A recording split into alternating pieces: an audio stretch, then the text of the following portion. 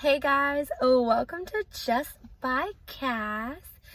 I'm Kass here, and so today we're gonna talk about a few things that I wish I knew about PCOS before or even when I got diagnosed. So let's get right into it.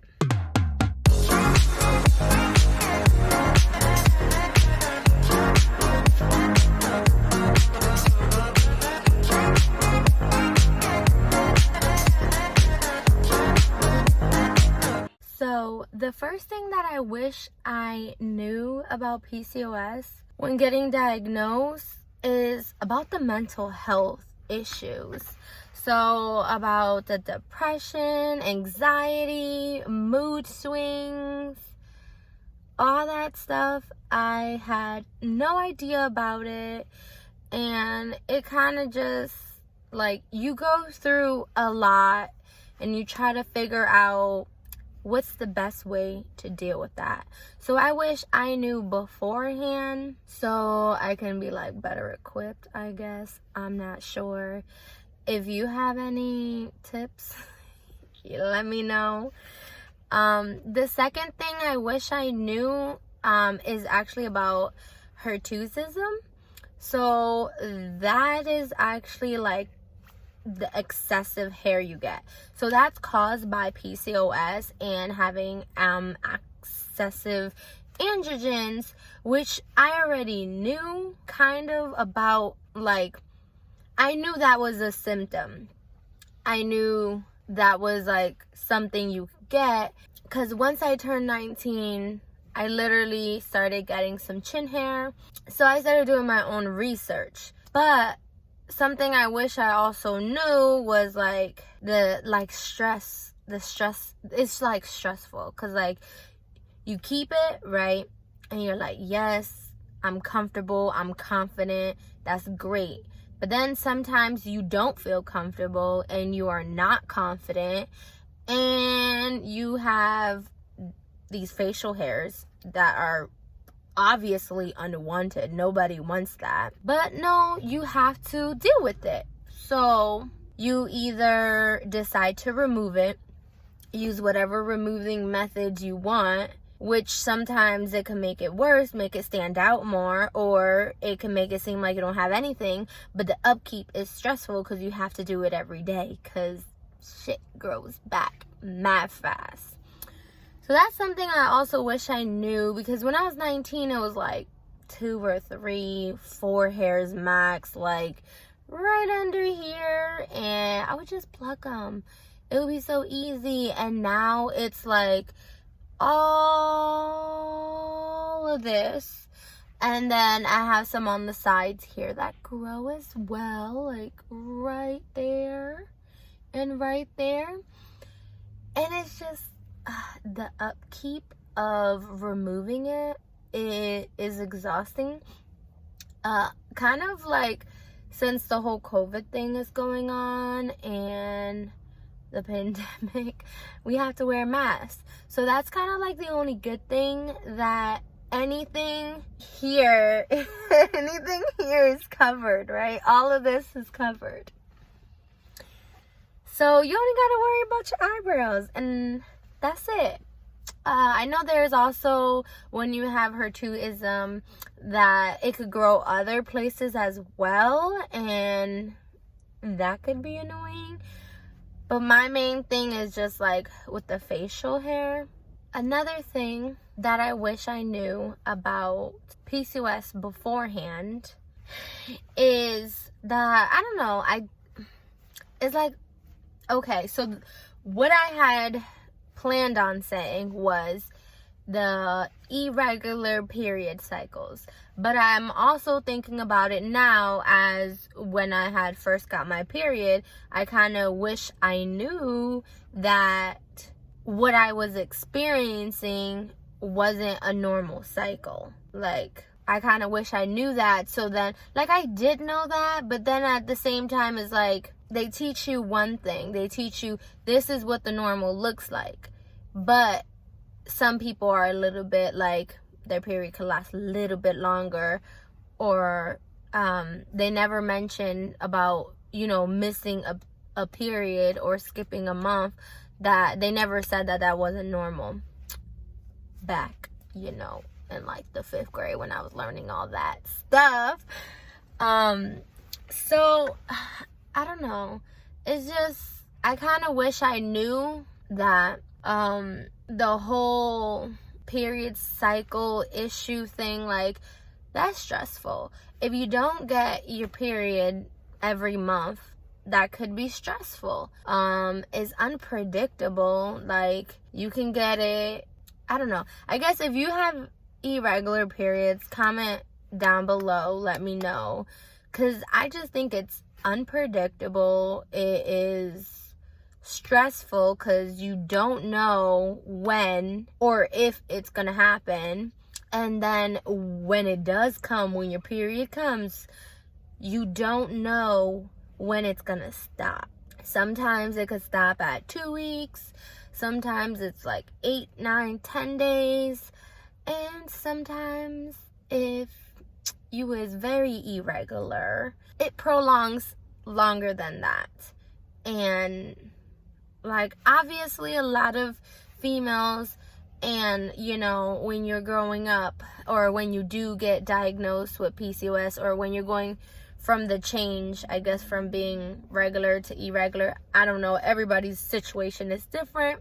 Like, but if you're not in your age, or your teenage age, or you're basically when you first get your period, so it could be like 10, 11, 12, 13, 14, 15, however old you was. You can even start earlier. It can start at like 7, 8, 9. But at the time that your body changes from a young girl to a woman, that is a change that is not really like spoken enough. I don't think so. I feel like it should just be learned about a little bit more. Maybe that's just me, I don't know. Something else I wish I knew is that birth control does not help. Birth control don't do nothing. Okay, so what I was taught was that birth control can immediately stop your period, which is true.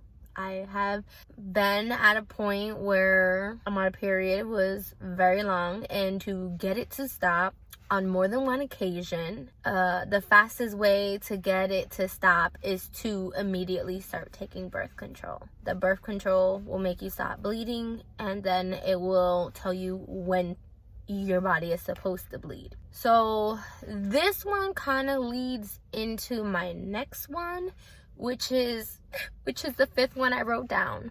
But it is that birth control does not regulate your period. And I'm gonna say it again. Birth control does not regulate your period. And I know this from personal experience. The first time, I wasn't even diagnosed at this time, but the first time they put me on birth control to try to regulate my period, I was 13, and they said, we're going to put you on birth control for 3 months. Then we're going to take you off and see how your body goes. And then if you need help or more adjustment, we'll put you back on. So we did that. 3 months, I'm on the pill. 13, I don't really know too much about birth control, obviously. I'm 13. I got my period like a few years before that. So we did that. And then the first month off of birth control, I'll get my period. Like, I'm like, oh my God, this worked. And then after that, 2 months go by and I don't get my period. So it's just this whole complicated process where you might think it's working like the first month, because, you know, maybe it seemed like your body was adjusting to it. But once the birth control isn't in your system, your body does what your body thinks it's supposed to do, even though that is not like the normal thing to do. Your body's gonna do what it do. Well, at least my body does not give a fuck, and it does what it wants to do. Okay, so, and lastly, the 6th the number 6 thing that I wish I knew about PCOS before is I wish I knew there was a specialist. I wish I knew there was a specialist on this. Like, I feel like I've always just went to the gynecologist, and nothing against them, nothing wrong with them. You know, they could be great people, do great work. But I just didn't know throughout my so many years that I recently found out within the last year, you could go to a specialist.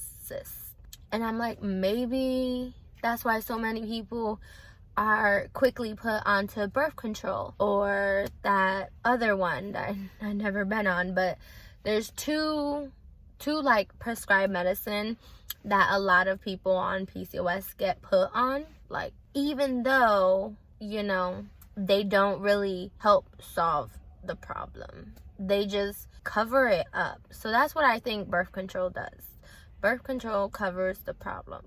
I mean, granted, I'm not talking shit about birth control, because at the end of the day, you could choose to be on it or you can choose not to be on it.